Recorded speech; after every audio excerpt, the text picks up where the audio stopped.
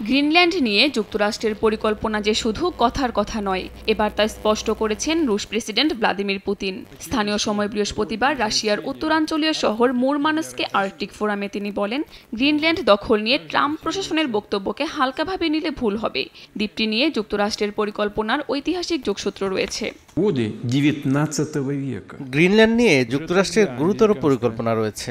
এটি স্পষ্ট যে যুক্তরাষ্ট্র পদ্ধতিগতভাবে তাদের ভূকৌশলগত, সামরিক, রাজনৈতিক ও অর্থনৈতিক স্বার্থকে আর্কটিকে প্রসারিত করবে। ট্রাম্পের গ্রিনল্যান্ড দখলের সঙ্গে মস্কোর কোনো সম্পর্ক নেই বলেও মন্তব্য করেন তিনি। আর্কটিক অঞ্চলে মস্কো ও ওয়াশিংটনের মধ্যে পারস্পরিক লাভজনক বিনিয়োগের সম্ভাব্য সুযোগের কথাও জানান প্রেসিডেন্ট পুতিন।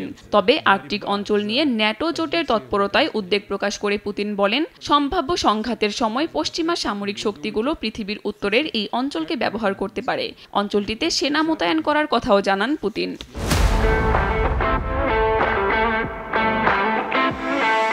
বিশ্লেষকরা বলছেন, আর্কটিক অঞ্চল নিয়ে ভূ রাজনৈতিক উত্তেজনা বাড়ছে। এই দ্বীপটি ভবিষ্যতের বড় কৌশলগত কেন্দ্র হতে চলেছে। এরই মধ্যে স্থানীয় সময় শুক্রবার গ্রিনল্যান্ড সফরে যাচ্ছেন মার্কিন ভাইস প্রেসিডেন্ট জেডি ভ্যান্স ও তার স্ত্রী উষা ভ্যান্স। যদিও সফরকে ঘিরে তীব্র সমালোচনা করেছেন গ্রিনল্যান্ডের নেতারা। ডেনমার্ক স্পষ্ট জানিয়ে দিয়েছে, গ্রিনল্যান্ডের জনগণ যুক্তরাষ্ট্রের অংশ হতে চায় না।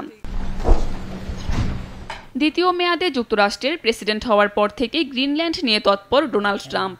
তার দাবি, আন্তর্জাতিক নিরাপত্তার স্বার্থে ওয়াশিংটনের জন্য দ্বীপটির নিয়ন্ত্রণ নেওয়া জরুরি। কাকুলি আখতার, সময় সংবাদ।